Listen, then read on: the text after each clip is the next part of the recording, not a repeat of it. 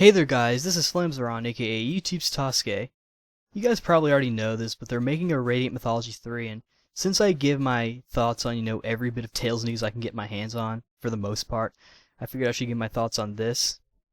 To start off with, I'm a little surprised, yet at the same time I'm not, because, they released, Tales of Verses, like a year ago, so I thought, oh, okay, so, they're done with Radiant Mythology, they're gonna start doing, you know, a Tales of Versus 2 and a Tales of Versus 3, which they probably still will do, even though they're doing a Radiant Mythology 3. Uh, and so that's why I thought that they were done with Radiant Mythology. Yet, at the same time, I'm not surprised that they're making this because, Namco tends to go in like threes as far as their like spinoffs goes, with the exception so far of fandom, which I think kind of comes and goes. It's just something like a little diversion, like, oh, let's make something for the fans. Like, thank you for being such good fans, that kind of stuff.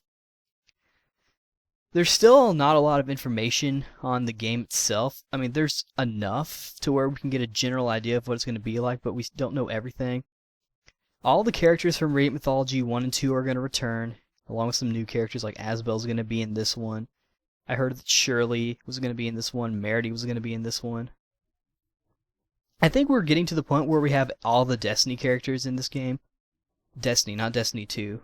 I mean, with Destiny 2, we're missing Judas, I think. But we have Loney in this game, so that's pretty cool. And, what we can expect with this game, the character customization is obviously going to be better. They already showed how you can change the size of your character, which has become a bit of a standard in, character creation. I noticed that, like,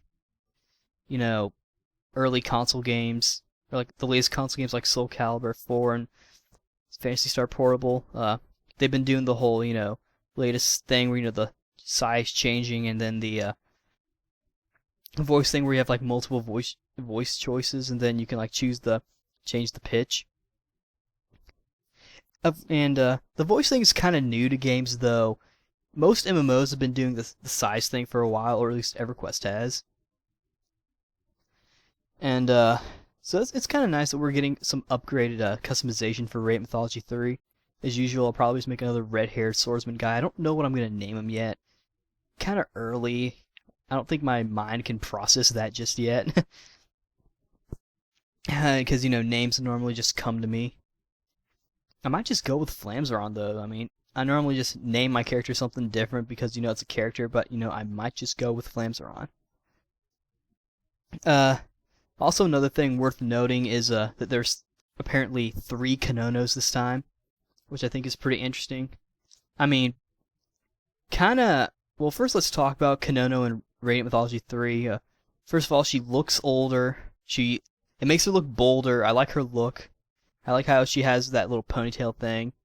Longer hair kind of looks old, is like an older look. It's kind of like how in video games, having slicked back hair and maybe one or two and maybe like one bang coming down, that's an older look. And whatnot, as opposed to just having like your hair not slicked back or whatever. But Kanono, she looks good as usual. I like her little schoolgirlish kind of outfit. She looks pretty good, and that you guys know how I am. But the one thing that's interesting is that they're bringing all the Kanonos back, and all their and both their voice actors too. Haruka Kudo for the first Kanono, Pascal Kanono, I think they like to call her, and for Kanae Ito doing Kanono from Radiant Mythology 2, and Aya Hirano is doing Kanono from Radiant Mythology 3. I kind of see that coming. I mean, she did Dende in Dragon Ball Kai, and the way she portrayed Dende was pretty good, and it did sound like Kanono. I mean, in my opinion, Kanono needs to have like a modest, sincere kind of voice, which is how Dende sounded, and how both Kanonos sounded like in their games, like in their respective games. Radiant Mythology 1 and 2.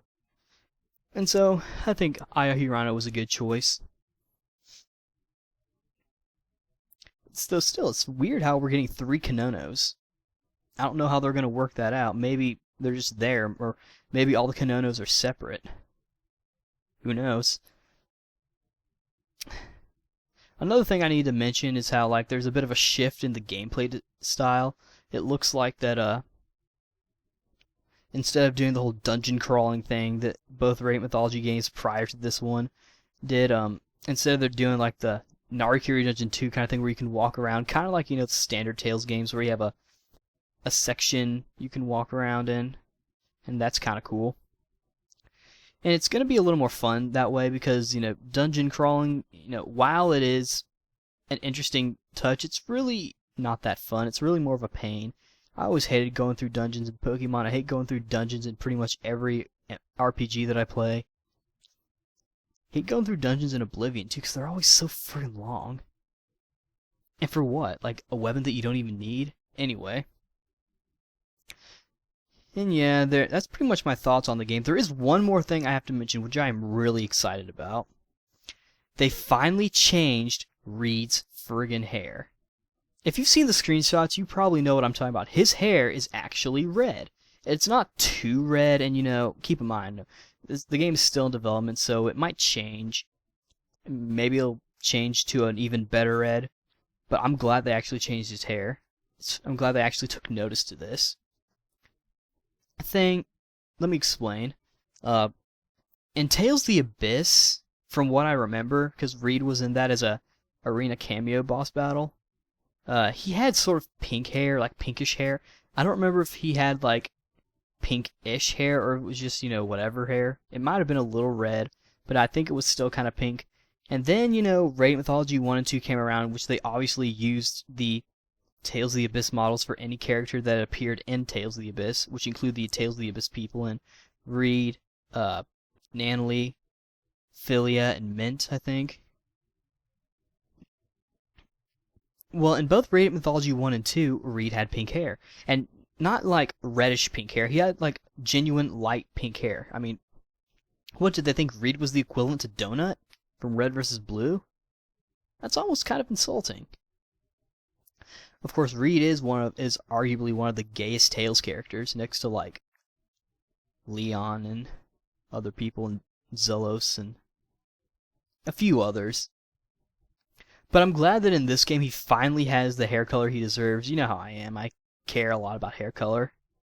Not really, but I mean, the first thing I look at in a character is their face, when like their entire head, which includes their hair, and that's part of on how I determine how cool they look. And so, that's just the way it rolls. I'm glad that they fixed him up. Hopefully they'll give other characters the same attention. Maybe fix up, their looks. And maybe, who knows? Maybe this game will be online. That would be fun if this game was online. Maybe if you could use ad hoc party or something. But anyway, those are my thoughts on the game, and so I'm looking forward to it. I hope you guys are. And so, this is Flames Are On, aka YouTube's Sasuke signing out. I need to get to bed. See you later.